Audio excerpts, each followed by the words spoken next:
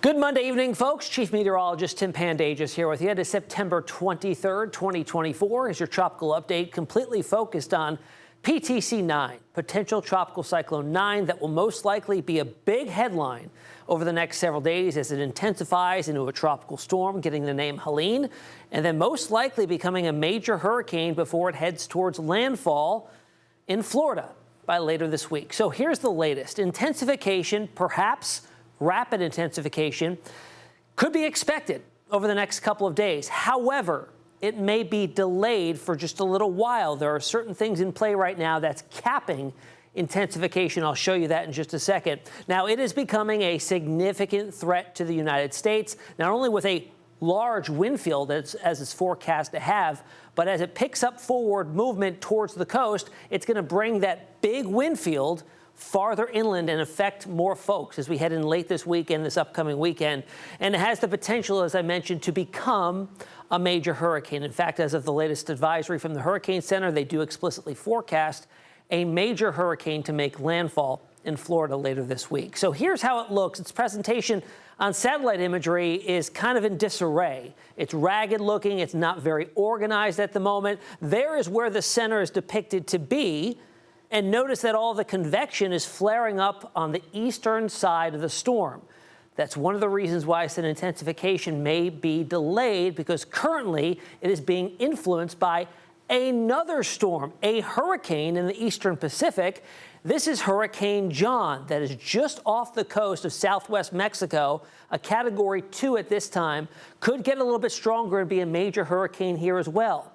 Now, typically when we get two storms in close proximity to one another, the one off to the west, its outflow does impart wind shear on storms off to the east. And that is exactly what we're seeing here. West to southwest wind shear that is definitely evident on visible satellite imagery. You can see convection trying to flare up on the western side, and the wind shear is blowing the tops off of that developing convection here, kind of keeping everything confined to the eastern side of the storm for now. It's asymmetrical, and that is not conducive to strengthening anytime soon. But eventually, it will move out of this area of increased wind shear, and it's going to intensify most likely. Now, for now, it's a good thing we have that cap on it, because look at where it's located, in an area in the Caribbean that not only has very favorable sea surface temperatures. We're talking 85 to 87 degree water temperatures, very conducive for strengthening and rapid strengthening at that. But that warm water also extends down to a depth. So when you get an intensifying tropical cyclone, it mixes up the ocean water, something called upwelling.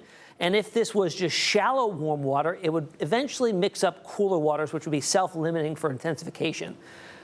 That would not happen here. In fact, as it heads out of the higher wind shear environment, it still does have that warm, deep water as it heads into the southern Gulf of Mexico, and even up most of the Gulf of Mexico has plenty of warm water and fuel for this storm to develop. But thankfully right now, the jet fuel that it's over won't be used for fuel with the wind shear currently acting on it. But as I mentioned, eventually it moves out of it, so its intensification in terms of sustained winds will go up from here. Right now we're sitting at 35-mile-per-hour winds.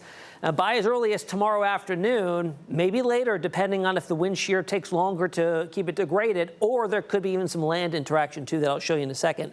But their forecast right now is for tomorrow morning, early afternoon, to become a tropical storm, getting the name Helene. 39-mile-per-hour winds or greater is considered a tropical storm. Then it's up from here. We become a Category 1 storm, then eventually forecast to become, by Thursday evening ahead of landfall, a Category 3 storm. I will tell you, if it does not have land interaction, if the wind shear wanes earlier, this could be a conservative estimate. It could be much greater a storm than that. Here's the official forecast from the Hurricane Center. This is the 5 o'clock track with the 8 o'clock advisory stats. Okay, this is Monday evening, 35-mile-per-hour winds, gusts to 45. Here's the track going out a couple days, becoming a tropical storm by tomorrow. We're up to 50-mile-per-hour winds Tuesday afternoon. The forecast here does have our forecast cone, and the center of which threading the Yucatan Channel, that body of water between the Yucatan Peninsula and far western Cuba that opens up into the Gulf of Mexico. This does not call for any land interaction here, which means we intensify going north from there with a straight shot through the eastern Gulf of Mexico north to the Big Bend of Florida.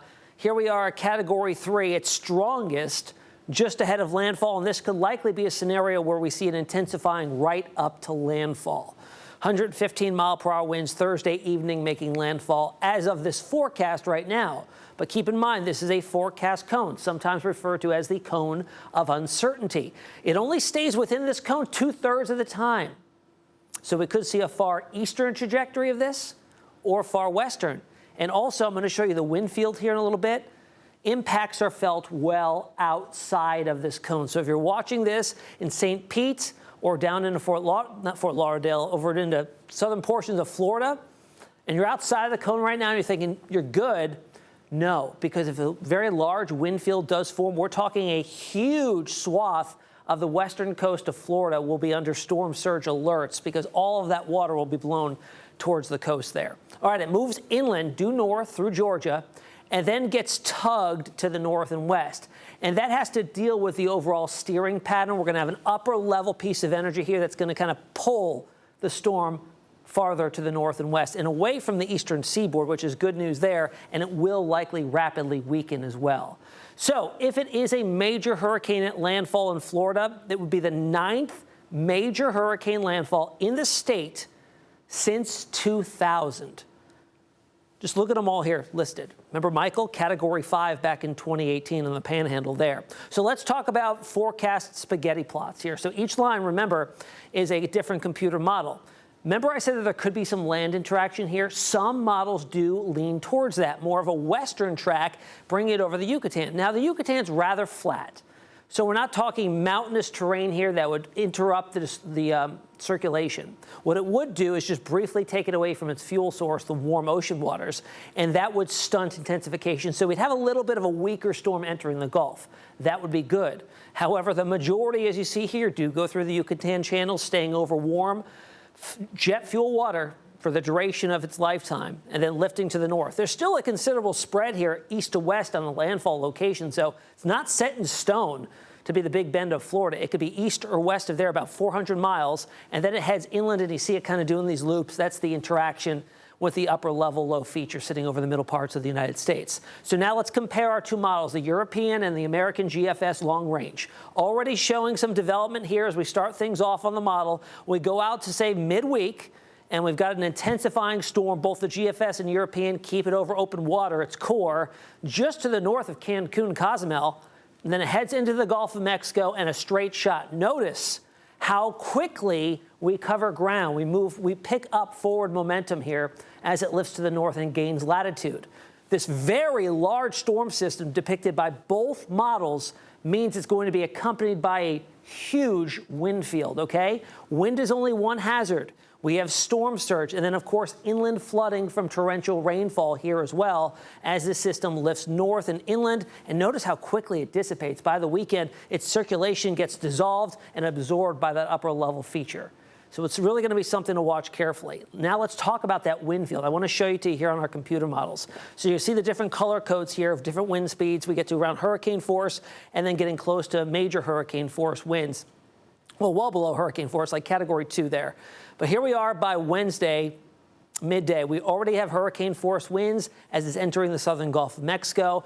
It lifts north, and look at the size of this wind field. Everything covered in blue is tropical storm force winds. And this, I put a measurement on this, and this is like 600-mile diameter wind field here, as depicted by the models. It could be smaller than that, or it could even be a little bit bigger. It depends on how strong it is at this point in time. And look at the swath of the hurricane force winds. We're talking 100 miles or more, probably way more than that, as it lifts north. And here we are just ahead of landfall Thursday afternoon, and this massive wind field all the way from Mobile Bay down to Fort Myers, potentially experiencing tropical storm force winds. And of course, anywhere to the east of that storm center is watching those winds coming onshore and building the storm surge threat. So even though this is west of Tampa, we're talking on the eastern side of the storm. All of that wind and water is blowing into Tampa Bay as we get into Wednesday and Thursday. So with that forecast, start making storm preps anywhere in red. So we're talking western Cuba,